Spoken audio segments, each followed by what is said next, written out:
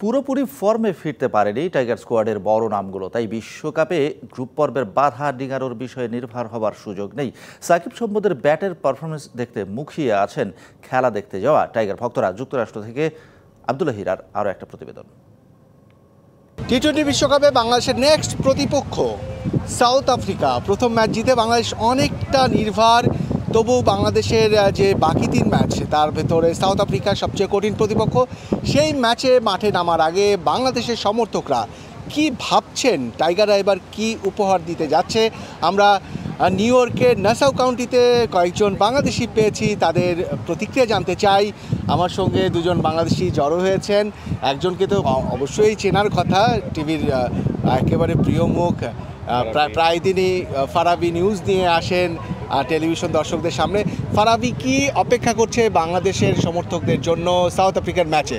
না, যেভাবে আপনি শুরু করলেন যে নির্ভর অনেকটা বাংলাদেশ, আমি নির্ভর এরকম মনে করছি না। স্টিল আমাদের কিছুটা আসলে ভয় আমার কাছে মনে হয় কোনো ক্ষেত্রে আছে স্টিল, কারণ আমরা লাস্ট ম্যাচে কিন্তু আপনার সাকিব আল হাসানের পারফরমেন্স দেখি নেই, সৌম্য সরকার ধারাবাহিকভাবে ফ্লপ, তারপরে হচ্ছে আমাদের লিটন দাস তাকে পাওয়া গেছে, তাকে ব্যাক করা গেছে।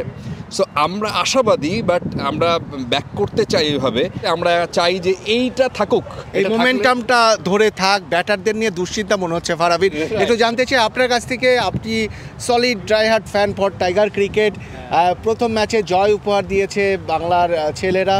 কি মনে হচ্ছে সাউথ আফ্রিকা কতটা টাফ অপোনেন্ট হবে? আমি একটা কথা ফারাবি ভাইয়ের সাথে যোগ করতে চাই যে যদি সাউথ আফ্রিকাকে 130 মধ্যে যদি আমরা আটকাতে পারি তাহলে বাংলাদেশের জন্য একটা আমরা জিততে পারবো। আর যদি বাংলাদেশ আগে ব্যাট করে তাহলে 150 প্লাস অ্যারাউন্ড 150 এটা করতে হবে, তাহলে বাংলাদেশ জয়ের সম্ভাবনা আছে। আর এটা ধরে রাখতে হবে, এই জয়ের ধরাটা আর কি, এটা অ্যাজ এ ফ্যান হিসেবে আই উড সে দিস।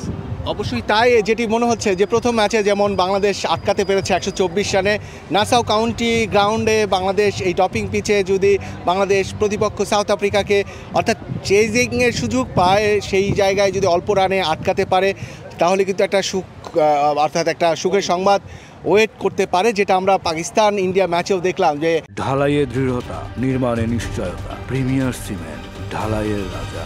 119 রানে পাকিস্তান ইন্ডিয়াকে প্যাক করে দিয়েছে। পাকিস্তানের সমর্থকটা একটু উল্লসিত, তারা বেশ খানিকটা ডু অর ডাই ম্যাচ খেলতে নেমে বসেছিল এবং সেখানে ইন্ডিয়ার সমর্থকরা অনেক বেশি আপসেট। স্বাভাবিকভাবে তাদের ভালো একটা দল এরকম একটা স্কোর করে আটকে যাবে, সেটা একটা ব্যাপার। অবশ্যই সময়ই সব বলে দিবে। আমরা আশা করতে পারি বাংলাদেশ যে মোমেন্টাম পেয়েছে সেই মোমেন্টামটা ধরে রাখবে সাউথ আফ্রিকার বিপক্ষে ম্যাচে। আর ওই ব্যাটিংয়ের যে অর্ডারটা, সেখানে সৌম্যর একটা পরিবর্তন সবাই আশা করছে। টিম ম্যানেজমেন্ট অবশ্যই ভাববে। এই ছিল নাসাউ কাউন্টি ক্রিকেট স্টেডিয়ামে বাংলাদেশ সাউথ আফ্রিকার ম্যাচ প্রিভিউ নিয়ে সব শেষ।